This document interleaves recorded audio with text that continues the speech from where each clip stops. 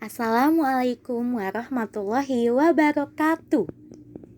Hari ini aku akan bercerita salah satu kisah yang terdapat dalam buku 366 Kisah Al-Quran. Buku ini disusun oleh Sugiyasih dan diterbitkan oleh Mediatama Publishing Group pada tahun 2009. Kisah yang hari ini akan aku baca yaitu tentang seorang nabi. Nabi siapa kira-kira? Langsung kita mulai saja ya. Kisah yang akan diceritakan yaitu mengenai Nabi Ibrahim.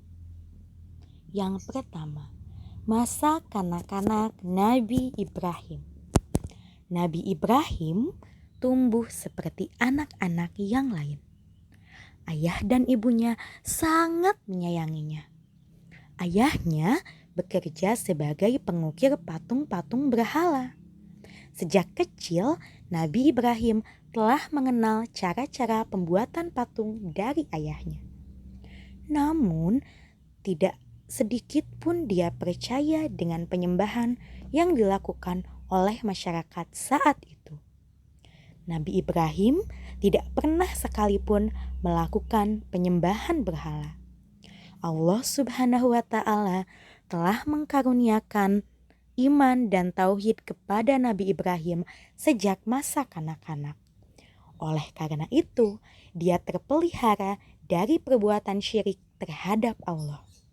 Saat masih kecil, Nabi Ibrahim diminta oleh ayahnya untuk menjualkan patung-patung itu. Sebagai anak yang baik dan taat, Nabi Ibrahim tidak pernah membantah perintah ayahnya. Namun, Nabi Ibrahim tidak bersemangat dalam melakukannya. Ada kalanya Nabi Ibrahim mencela dan menertawakan patung-patung yang dijualnya. Ketika menjual patung-patung itu, Nabi Ibrahim berseru kepada para pelanggannya, "Hai penduduk Babilonia, apakah kamu hendak membeli patung-patung yang tidak berguna ini?" Kata-kata inilah yang selalu diucapkan Nabi Ibrahim ketika menjual patung-patung ukiran ayahnya. Demikianlah cara Allah memberikan petunjuk kepada Nabi Ibrahim. Ada pada surat Al-Anbiya ayat 51. Yang kedua yaitu tentang Nabi Ibrahim juga, tapi judulnya kali ini Nabi Ibrahim Penghancur Berhala. Nabi Ibrahim tidak pernah berputus asa dalam berdakwah. Ia senantiasa mengajak kaumnya meninggalkan penyembahan berhala. Ia mengatakan bahwa neraka menjadi tempat kembali bagi penyembah berhala pada hari kiamat kelak. Hal itu ada dalam surat Al-Ankabut ayat 25. Suatu hari, penduduk Babilonia merayakan suatu hari keramat di tempat yang ditetapkan. Nabi Ibrahim berpura-pura sakit. Oleh karena itu, Nabi Ibrahim hanya seorang diri di wilayah tersebut.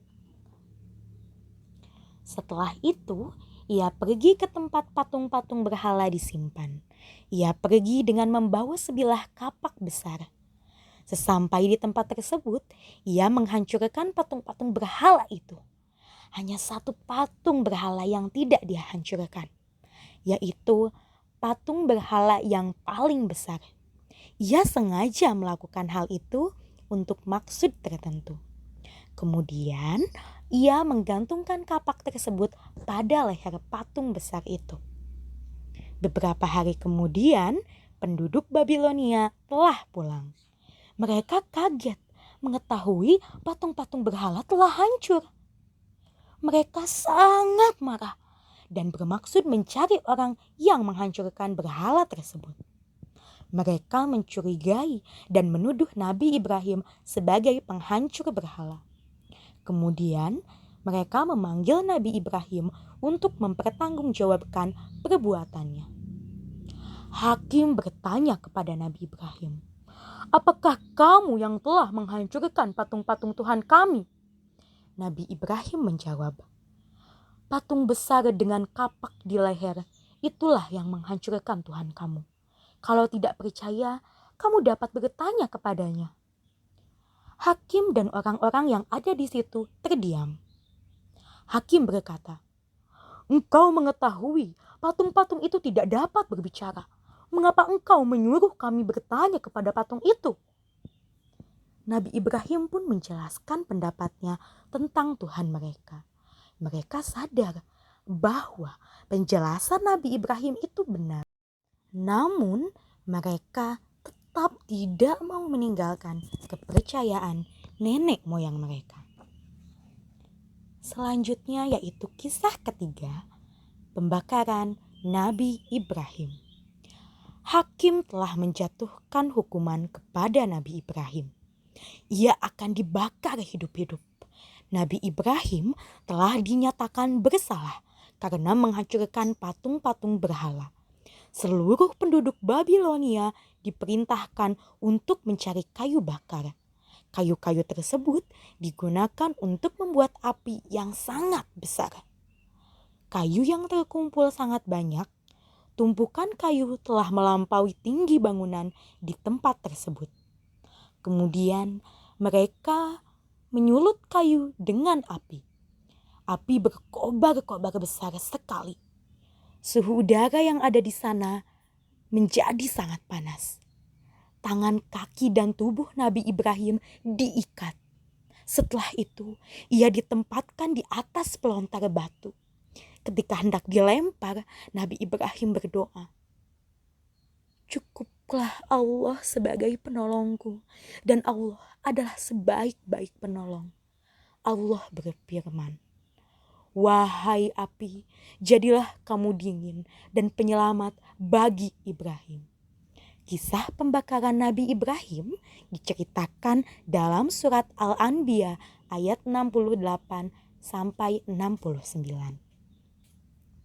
Mereka melemparkan Nabi Ibrahim di tengah nyala api yang berkobar-kobar. Namun, pakaian dan tubuh Nabi Ibrahim sama sekali tidak terbakar. Beberapa hari kemudian, api telah padam. Nabi Ibrahim pun keluar dari tempat pembakaran. Orang-orang keheranan dan terkejut. Mereka merasa usahanya sia-sia.